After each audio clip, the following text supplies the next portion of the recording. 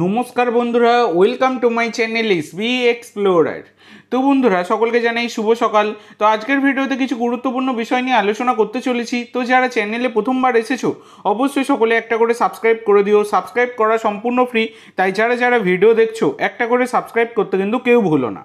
তো বন্ধুরা, প্রথমেই যে আপডেটটা দিয়ে শুরু করতে চলেছি সেটা হচ্ছে মোহামেডানের নতুন বিদেশি ফ্লোরেন্ট ওগিয়ার তিনি কিন্তু ভিসা পেয়ে গেছেন এবং তিনি কিন্তু কলকাতায় আসতে চলেছেন।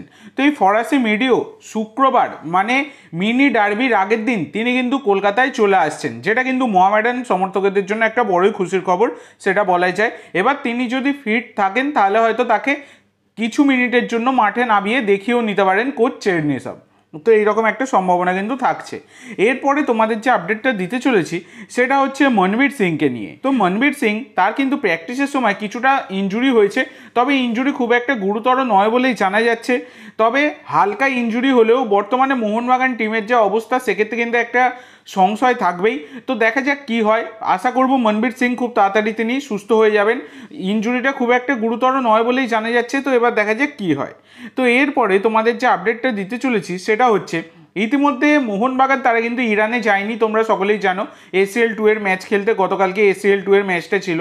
তো সব কিছু কারণ একদম গতকালকে সকালবেলায় আমি তোমাদেরকে জানিয়ে দিয়েছিলাম ভিডিও বানিয়ে, যে মোহনবাগান যে আশঙ্কাটা করেছিল সেই আশঙ্কা কিন্তু একদমই সত্যি হয়ে গেছে।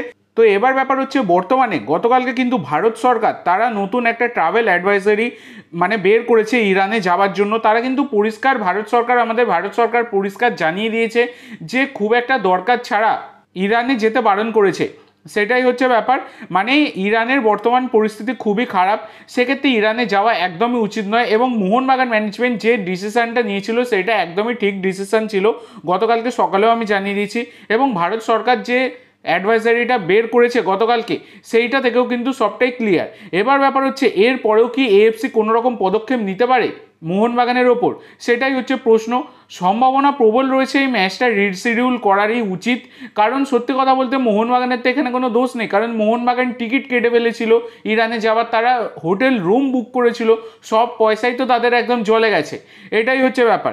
তো সেক্ষেত্রে মোহনবাগানের ওপর কোনো রকম শাস্তি কিন্তু আরোপ করা উচিত নয় AFCর, কারণ পরিস্থিতি বর্তমানে কি অবস্থা সেটা সবটাই দেখা যাচ্ছে। তো এরপরে তোমাদের যেটা জানাবো সেটা ইস্ট বেঙ্গলের নতুন কোচ নিয়ে। তো ব্যাপারটা হচ্ছে বন্ধুরা, ইস্ট বেঙ্গলের নতুন কোচ হবার জন্য কারা কারা লিড করছে সেটা কিন্তু আমি তোমাদেরকে আগেই জানিয়েছিলাম।